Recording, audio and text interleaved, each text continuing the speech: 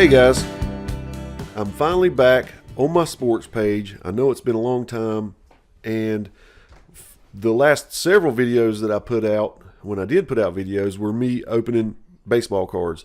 I really do love breaking those packs open for you and talking about the different stats and the different players that I know. As you know, this channel started out with me talking about sports facts and trivia, and I kind of want to get back to doing some of that. As you saw in the name of this video, the title of this video, it's going to be about the great strikeout race of 1983 and 1984 between Nolan Ryan and Steve Carlton. Before I get deep into that, I would like to kind of set up how I got into thinking about this way back in the day. As you've seen another video of mine about the 1986 Topps Dwight Gooden card, 1986 was a really pivotal year for me, and that's the year that I started collecting baseball cards seriously. And in 1986, Topps began denoting the league leader by putting that statistic in italics on the back with the stats. So now not only did you have the totals, you could see which total led their respective league that year. Going back to Dwight Gooden, I noticed that his 268 strikeouts led the league in 1985, and he also led his rookie year in 84 with 276 strikeouts.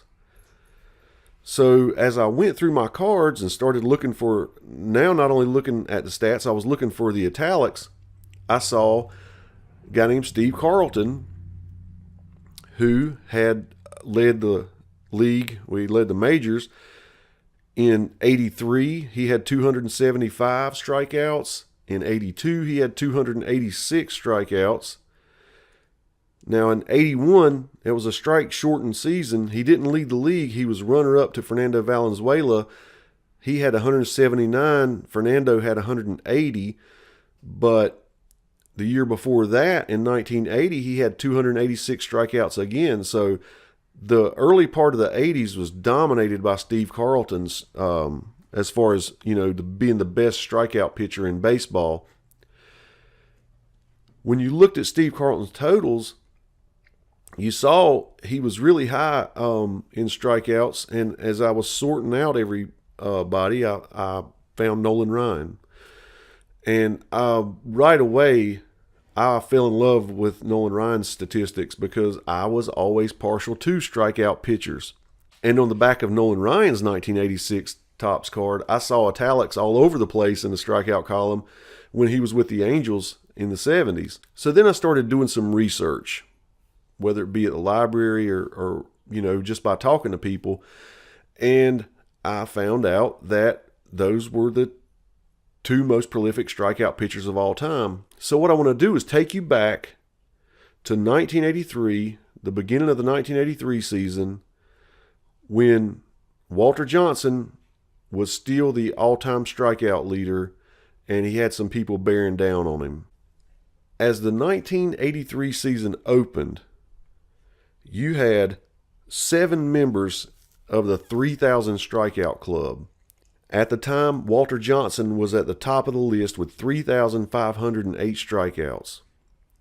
Now, that was the record that had been established back in 1927, I think, and that was Johnson's final year. He actually took the strikeout lead from Cy Young in 1921.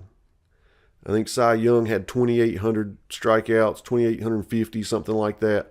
And Walter Johnson passed him and ran that record up to 3,508. That was the number everybody was shooting for. Well, we never even had another pitcher break 3,000 strikeouts until Bob Gibson came along. And Bob Gibson, in 1974, he broke the 3,000 barrier, but his career was winding down, and he only finished with 3,117.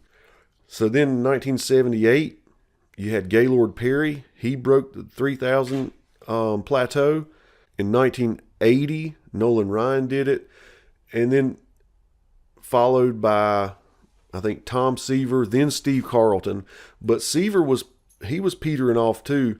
So at the beginning of the 83 season, you had 7 people in the 3,000 strikeout club, but 3 people were in legitimate shooting range of Walter Johnson's 3,508.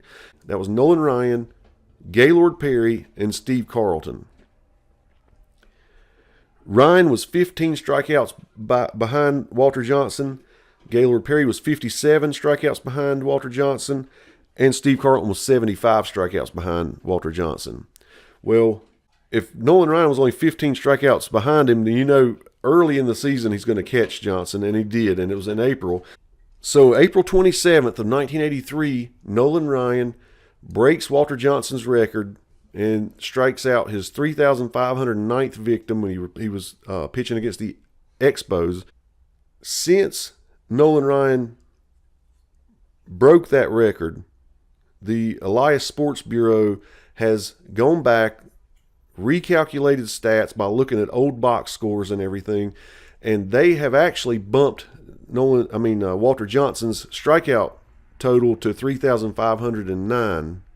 So if any of you see that number, just remember that during this time in 1983, the number was 3,508. So on April 27th, when Nolan Ryan notched his 3,509th strikeout, he did not tie Walter Johnson. That was considered him breaking the record. The same thing happened later with Pete Rose and Ty Cobb.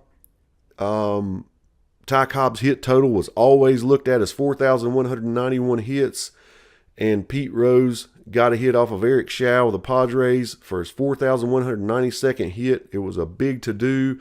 There were baseball cards printed with 4192 and all these pictures taken and everything. Then later, Elias Sports Bureau noticed that Ty Cobb had one box score that was duplicated where he got 2 hits.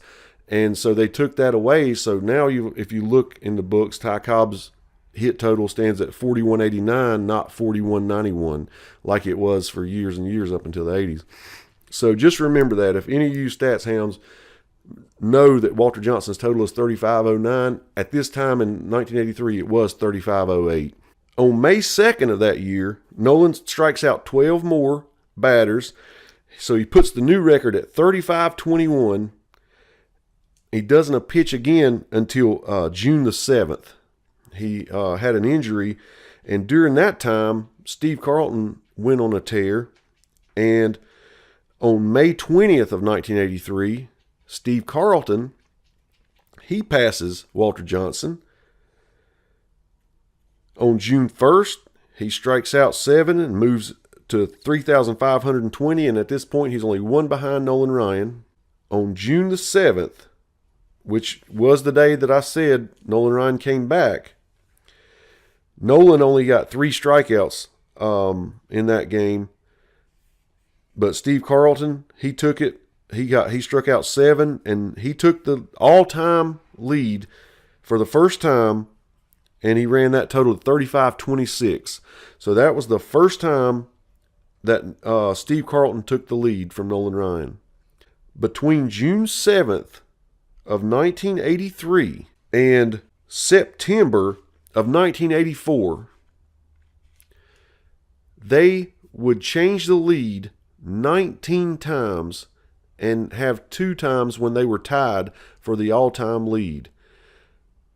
Can you imagine this today? An all-time record like that where 2 guys, basically with every start, they're passing the other one and leapfrogging the other one back and forth, or they're just getting tied. And it is fascinating. The last time that Steve Carlton was the all-time strikeout leader was September 4th of 1984. And they would finish that season, Nolan Ryan would pass him by 2 strikeouts. So heading into the 85 season, Nolan Ryan was the all-time strikeout leader by 2. Well, as you know, Carlton, he was at the end of his career. Nolan was somewhere right in the middle, basically. He had this crazy last half of his career where he caught fire again and ended up leading the majors in strikeouts and leading his league in strikeouts several years. But when he retired, Steve Carlton had 4,136 strikeouts, and he was the second person ever to break 4,000 strikeouts. Nolan Ryan was the first. Nolan ran that total to 5,714, a total that I don't ever see anybody breaking. I mean, if you just think about that number for a second, you could pitch for 20 years, strike out 250 batters a year, every year of your career, for 20 straight years, and only have 5,000 strikeouts. You would still need 3 more seasons of 250 to pass him. So I can't imagine, no matter how many strikeouts these guys are putting up. I know this year Max Scherzer led with 300. The year before you had Chris Sale with 308. A couple years before that you had Clayton Kershaw with 301. But, you know, those are their high marks.